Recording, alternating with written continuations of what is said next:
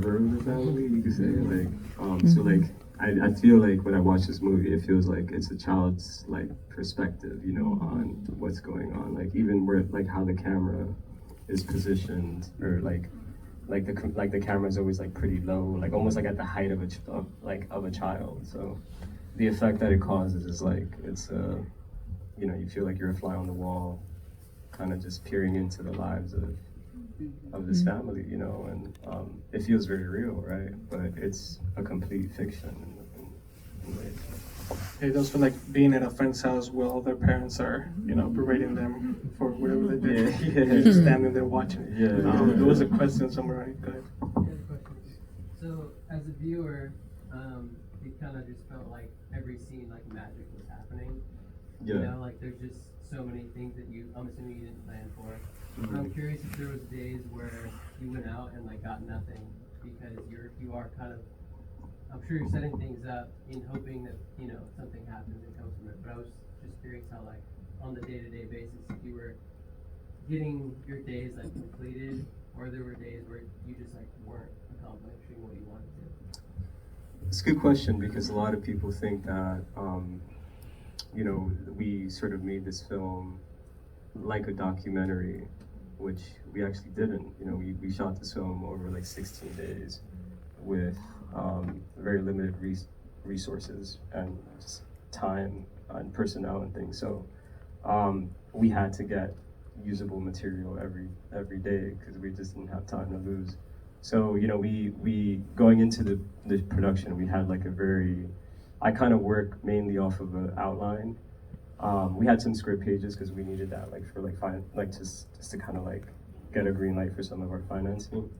But I worked mainly from the outline. But that outline, by the time we got to shooting, was pretty bulletproof, and you know, our scheduling was pretty bulletproof. You know, safe for like, you know, New York will always find a way to kind of slap you in the face, and like, you know, things will go left, and you know, we would deal with those things as and when they would kind of arise and stuff. But it was, you know, on most days we got used. There was only one day, like the whole production was what we budgeted for, what we scheduled for was 14 days. Ended up being 16 days, and that was because we lost a very key location kind of midway through our shoot, which was the apartment. As we were prepping the family, what was meant to be the original family apartment, our production designer, she moved around some furniture, and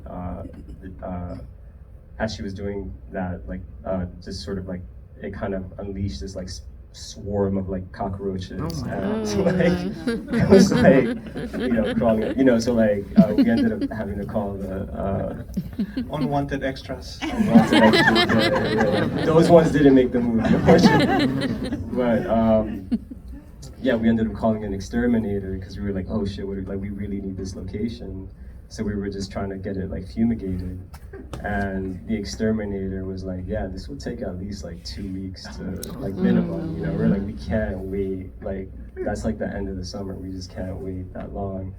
But he was like such a generous guy, like he essentially, he like lived in that same neighborhood, and he basically, his apartment was like 5 streets down, and he was just like, I live here, how about you guys shoot at my apartment? And we were like, what? So like it was like really generous. Like we ended up paying him obviously to shoot in his apartment. We ended up shooting there, and like he moved out his like kids and his like mother-in-law, like everything. And I'm just like, you know, it's one of those things where like, you know, if you're not in film, you don't really know what it entails to have a shoot in your house. I don't think he knew what he was getting into. You were evicting people to make this movie. Yeah.